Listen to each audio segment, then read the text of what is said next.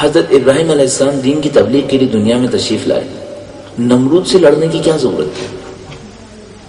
نمرود سے کیوں لڑے؟ مثلا بہت دیکھیے سادہ سی بات ہے، فرض کر لیجئے کہ فرض کر لیتے ہیں اس ملک کے اندر ظلم ہو رہا ہو، فرض کر لیتے ہیں اس ملک میں ظلم ہو رہا ہو، آپ جیسے گروہ نے ہم سے کہا بھئی آپ پاکستان سے آئیے 10-12 دن محرم کی کچھ مجلسیں پڑھیں اور چلے جائیں. ہم یہاں پر آئے، باہر جو ظلم ہو رہا تھا اس کو ٹچ کیے بغیر ہم نے پورا دین کا پورا کا سارا جگ آپ کے اوپر الٹ دیا اور 12 دن کے بعد گھر واپس چلے گئے. ایسا ہی ہوتا بھی ہے.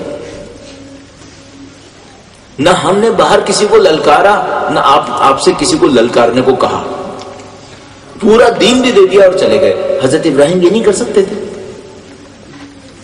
بھائی خدا متعال نے حضرت ابراہیم سے کہا تھا کہ اے ابراہیم جاؤ میرے بندوں کو میرے بارے میں بتاؤ، مجھے ان کو دین سکھاؤ. تو حضرت ابراہیم آتے وہ اپنے بندوں سے کہتے کہ بھائی جو لوگ یہاں پر ہیں میں ان کو بتانے آیا ہوں کہ ایک خدا ہے، اس کی عبادت کرنی چاہیے. لوگ ان سے پوچھتے کہ اس کی بندگی کیسے کریں.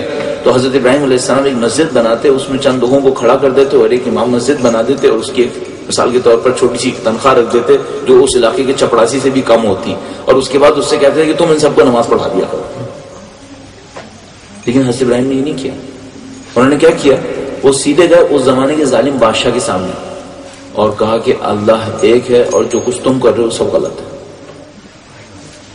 تم غلط ہو. اچھا ہم یہ کہیں گے بھائی یہ ایکسیپشنل کیس ہوگا، حضرت ابراہیم علیہ السلام کی طبیعت میں تھوڑا جہادی عنصر شامل ہو گیا ہوگا کسی ٹیکسٹ کی وجہ سے اور اس وجہ سے انہوں نے ایک کام کر دیا. یہ حضرت موسیٰ علیہ السلام نے ایک کام کیوں کیا؟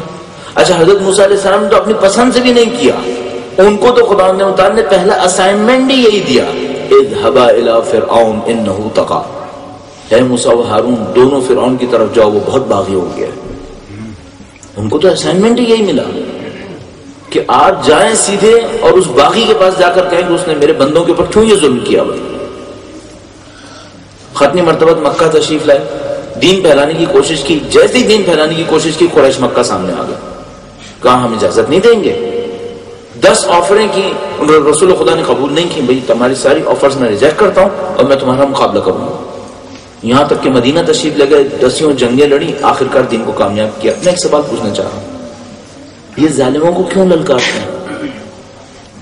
ظلم کو للکارے بغیر دین نہیں پھیل سکتا کیا؟ اب آ جائیے سید الشہداء کے معرکے کی طرف تاکہ ہم اس موضوع سے باہر نہ چلے جائیں. سید الشہداء کے سامنے ایک مشکل تھی، وہ یہ کہ دین ختم ہو رہا تھا.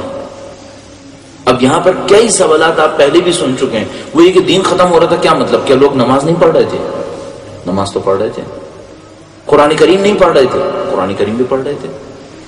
اللہ کا نام نہیں لیتے تھے، اذانیں نہیں ہو رہی تھیں؟ اذانیں بھی ہو رہی تھیں. پھر دین کیا ختم ہو رہا تھا؟ ہمارے یہاں تو دین یہی ہوتا ہے. اچھا سید الشہداء دین پھیلانا چاہتے تھے تو ایک اور کام کرتے.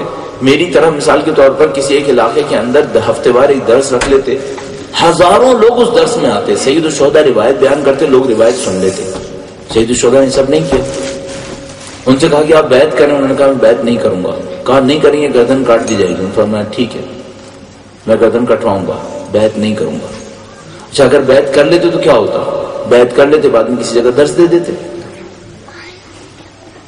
میں گارنٹی سے کہہ رہا ہوں کہ اگر سید الشہداء یزید کی مخالفت نہ کرتے، کسی بھی وجہ میں یزید کے لیے کوئی مسئلہ نہیں تھا، وہ سید الشہداء پر کوئی حملہ نہیں کرتا.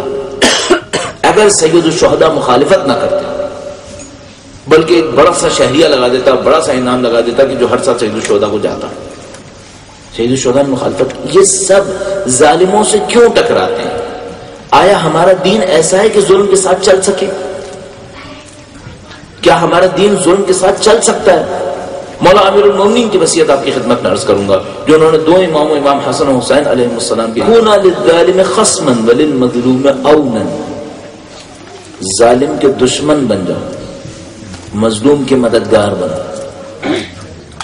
وہ لوگ جو ہمارے دوست احباب کہتے ہیں نا کہ بھائی فلسطین کے اندر اگر 10 آدمی مر رہے ہیں ہمیں کیا ضرورت بولنے کی، امیر المومنین کو کیا جواب دیں گے؟ امیر المومنین نے فرمایا ظالم کے دشمن بنو، نہیں کہا ظالم سے دور رہو. نہیں دور تو رہو، دشمنی کر کے دور رہو، نہ کہ اپنے دلوں کے اندر جھک کر دور رہو. نہیں دشمنی کرو، جو تم دشمنی کر سکتے ہو دشمنی کرو. اور مظلوم کے لیے کیا کرو؟ ایک ٹھنڈی آہ بھرو. نہیں مظلوم کے مددگار بنو، پریکٹیکل لائف گزارو. ظلم کے خلاف بولو، دشمنی کرو، مظلوم کے لیے مددگار بن جاؤ. یہ امیر المومنین نے ارشاد فرمایا. ناقابل تردید قطعی وصیت امیر المومنین کی نہج البلاغہ کے اندر، شاید دوسرے مستند کتابوں کے اندر ناقابل تردید وصیت امیر المومنین کی. ظالم کے دشمن بنو، مظلوم کے مددگار بنو. یہ ہمارا دین ظالموں سے کیوں ٹکراتا ہے؟ اچھا ایک بات اور عرض کروں، ظالموں کو دین بہت پسند ہے جو نہ ٹکرائے. ان کو اس خاطر بعض مسلمانوں کے دین بہت پسند ہے جو نہیں ٹکراتے. ان کو وہ بہت اچھے لگتے ہیں، اپنے اپنی جگہ پہ بیٹھے رہیں، ہمارے کام میں دخالت نہ دیں، یہ ان کو بہت اچھا لگتا ہے. میں نے آپ کی خدمت میں پہلے ایک جملہ عرض کیا تھا کہ کیا یہ کافر بیوقوف ہو گئے کہ ہمیں اپنے سیٹلائٹس دیتے ہیں کہ ہم اپنے نعرہ تکبیر اور حج کی مراسم پوری دنیا کو دکھاتے ہیں؟ پہلے تو برداشت نہیں کرتے تھے، اب کیوں برداشت کرتے ہیں؟ کیونکہ ان کو پتا ہے ان کے حج کے اندر ایک بھی تکبیر نہیں. اب کہتے ہیں پوری دنیا کو دکھاؤ، کیونکہ ہمیں پتا ہے تمہارے گھومنے سے کچھ نہیں ہوگا، تم جسم سے گھوم رہے ہو، تمہاری روح کے اوپر کوئی اثر نہیں پڑ رہا. دوبارہ واپس آتے ہیں، دین ظالم سے کیوں ٹکراتا ہے؟ ایک سادہ وجہ ہے، ظالم انسان کو دھوکہ دیتا ہے. ظالم ظلم کے ظریعے انسان کی صلاحیتوں کو ختم کر دیتا ہے. ظالم انسان کے سوچنے سمجھنے کی صلاحیت کو برباد کر دیتا ہے. فرعون یہی کرتا ہے. ظالم کے ساتھ ایک مصیبت ہے، یہ ایک قوم کو بیوقوف بناتا ہے. جعل شیعها یستضعف طائفة منهم، یہ ایک قوم کو بیوقوف بناتا ہے، ایک کو اپنا سپورٹر بناتا ہے، ایک کو اپنا مخالف بناتا ہے. سپورٹر کو کچھ نواز دیتا ہے، باقیوں کو دبا دیتا ہے. میں کہوں گا آج کی مغربی دنیا فرعون ہے اپنے تمام معنی کے اندر. اس نے اپنی مختصر سی قوم کو نواز دیا ہے، باقی پوری دنیا کو ذلیل کر دیا ہے. انہوں نے یہ کیا، اور آپ ہم سے کہتے ہیں یہ ملک بہت اچھا ہے، دیکھیے اپنے رہنے والوں کو کتنا کچھ دیتا ہے. یہی فرعون نے کیا تھا. قرآن کریم فرماتے ہیں جعل شیعها یستضعف طائفة منهم یذبح ابناءهم ویستحیی نساءهم.